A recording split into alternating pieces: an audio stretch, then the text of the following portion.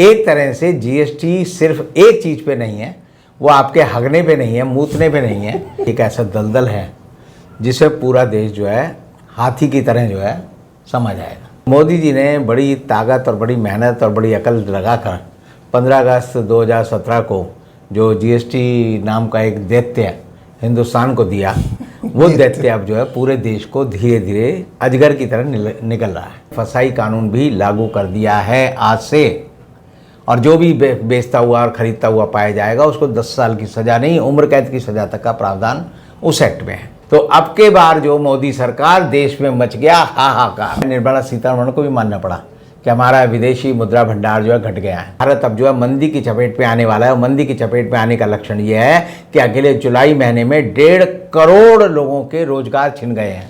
दोस्तों आदाब जी, मेरे साथ है रविंद्र कुमार जी। रविंद्र कुमार जी, बहुत बहुत स्वागत है आपका। जीएसटी में एक बदलाव और हो गया है जी। अब पहले भी कहते रहे कि जीएसटी में बदलाव हर 15 दिन में, 1 महीने पहले भी होता रहा है जी। अब उन्होंने एक बड़ा अजीब सा बदलाव किया, वो समझ में हमारे तो नहीं आया अभी तक। मैंने कई बार पढ़ा कि मक्खन के ऊपर हुई है, कभी कहते हुए खुला मक्खन लोगे तो नहीं है, बंद मक्खन पे है। वो किस तरीके से क्या है वो तब सरकार ही समझ सकती है, क्योंकि बकौल आपके आप कहते भी रहते हैं कि भाई इसमें और भी बदलाव होंगे। जो आ गया तो समझ लिए फाइनल नहीं होगा। इन सब चीज़ों की बात के जो उनके ऊपर चल रहा है बीजेपी मोदी सरकार का, इन सब से ध्यान हटाने के लिए है। ये चीज़ें क्यों कही जा रही हैं आखिर? देखिए, जब जीएसटी लागू हुआ था तब भी मैंने कहा था ये एक ऐसा दलदल है जिसे पूरा देश जो है हाथी की तरह जो है समझ आएगा। दलदल के बारे में मशहूर है कि अगर हाथी दलदल में फंस जाए तो वो जितना बाहर निकलने की कोशिश करेगा वो उतना ही उसके अंदर धंसता जाएगा और अंत में वो ख़त्म हो जाएगा। तो मोदी जी ने बड़ी ताकत और बड़ी मेहनत और बड़ी अकल लगाकर 15 अगस्त 2017 को जो जीएसटी नाम का एक दैत्य हिंदुस्तान को दिया, वो दैत्य अब जो है पूरे देश को धीरे धीरे अजगर की तरह निकल रहा है। अब आप देखिए कि जीएसटी में अभी सावन के पहले सोमवार को ही भगवान भोले शंकर को हिंदू लोग जो है दूध चढ़ाते हैं, उनका अभिषेक करते हैं, और उसी दिन मोदी जी ने कहा कि भगवान शंकर के अभिषेक में भी जीएसटी ली जा सकती है। तो उन्होंने वहाँ पर दूध पे भी जीएसटी लगा दी, घी पे भी लगा दी, मक्खन पे भी लगा दी, दही पे भी लगा दी, छाछ पे भी लगा दी, राई पे भी लगा दी, आटे पे भी लगा दी, चावल पे भी लगा दी, दालों पे तो पहले ही लगी हुई है। उसके बाद उन्होंने कहा कि अगर कोई घूमने जाएगा तो 1000 रुपये का जो बजट होटल जिसे हम बोलते हैं गरीब लोगों का होटल, धर्मशाला भी 1000 रुपये ले लेती है, वहाँ पर भी 12% जो है जीएसटी लगा दी है। फिर उन्होंने कहा बीमार होगा तो अस्पताल जाएगा तो अस्पताल के बेड पे भी 18% जो है जीएसटी लगा दी है। इसी तरह आप देखेंगे कि बच्चों को लिखने पढ़ने का शौक़ होता है तो बच्चों की किताबों पे जीएसटी 12% है। आज के दिन जो है अगर आप बच्चा जो है कॉपी लेने जाएगा, कलर लेने जाएगा, प्रकार लेने जाएगा, कुछ भी लेने जाएगा, उस पर भी जो है 12% जीएसटी मोदी जी ने लगा दी है।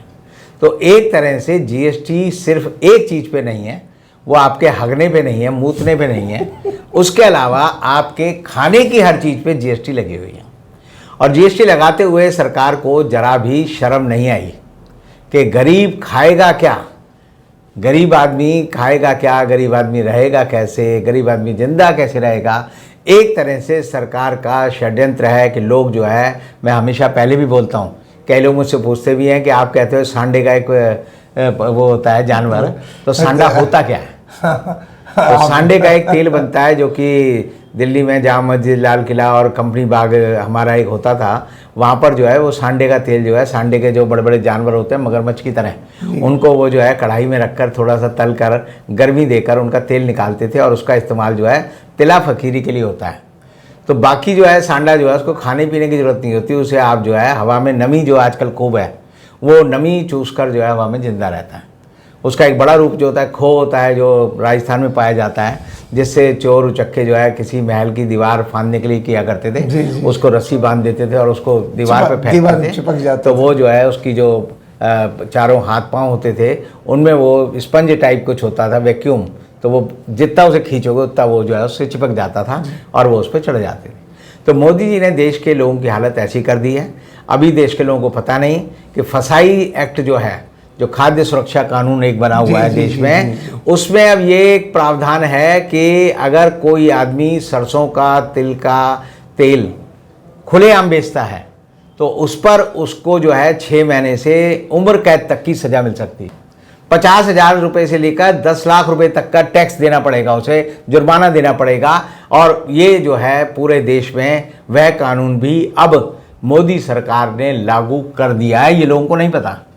अब आप खुले में जाते हैं ना कि भाई तेल दे दे, घी दे दे। गरीब आदमी क्या करता था कि लाला जी 20 रुपये का तेल दे दो, 10 रुपये का आटा दे दो, 5 रुपये की चावल दे दो, उससे वो अपनी रोजी रोटी जो कमाता था उससे अपना खाना खा पी के सो जाता था।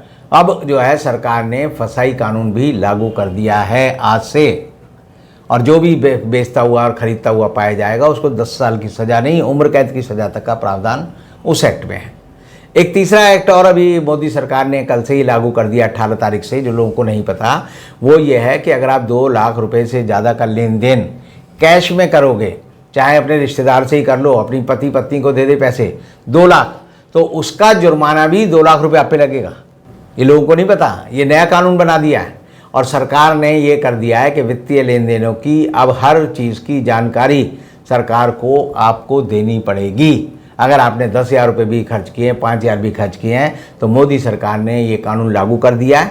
और उसमें ये है प्रावधान कि जितने का आपने लेन देन किया है उतना ही जुर्माना सरकार आपसे वसूलेगी। यानी मैंने आपको 2 लाख रुपए दिए तो 2 लाख रुपए तो आपके वाले वसूल लेगी और 2 लाख रुपए का जुर्माना मुझसे वसूल लेगी और 4 लाख रुपए सरकार को मिलेंगे। तो अब ये सरकार चाहती क्या है कि लोग किस तरह रहें, लोगों को इस बारे में सोचना पड़ेगा। अभी तक जो लोग बड़े खुश थे मोदी सरकार से, और मोदी जी का नारा भी था कि बहुत हुई महंगाई की मार, अब की बार मोदी सरकार, तो अब के बार जो मोदी सरकार, देश में मच गया हाहाकार। रुकिए ज़रा, वीडियो का अहम पार्ट बाकी है। लेकिन आपके मन में बहुत सारे सवाल होंगे कि इतना सब कुछ होने के बाद भी भारतीय जनता पार्टी कैसे जीतती है। तो इन सभी सवालों के जवाब आपको इस हिंदी ऑडियो बुक में मिलेंगे, जिसका नाम ही है कैसे जीतती है भाजपा। और ये बुक आपको मिलेगी कुकू FM पर। कुकू FM दुनिया का सबसे popular Hindi audio learning platform है, जहां पर हजारों की तादाद में बुक हैं जो आप अपनी मनपसंद की भाषा में सुन सकते हैं, हिंदी और इंग्लिश के साथ भी। आप ट्रैवल कर रहे हैं, आप जिम कर रहे हैं, कहीं पर भी हैं, तो इन बुक का फायदा उठा सकते हैं, हिंदी में इन्हें सुन सकते हैं। और इसकी जो रेटिंग है वो 4.5 है। इसका सालाना प्राइस वैसे तो 399 है, लेकिन अगर आप हिंद वॉइस का कूपन इस्तेमाल करते हैं, कोड इस्तेमाल करते हैं HVO150, तो ये महज आपको 199 रुपये में मिलेगा। तो जाइए, डिस्क्रिप्शन में लिंक है और इसका फायदा जरूर उठाइए और जानिए कैसे जीतती है भाजपा।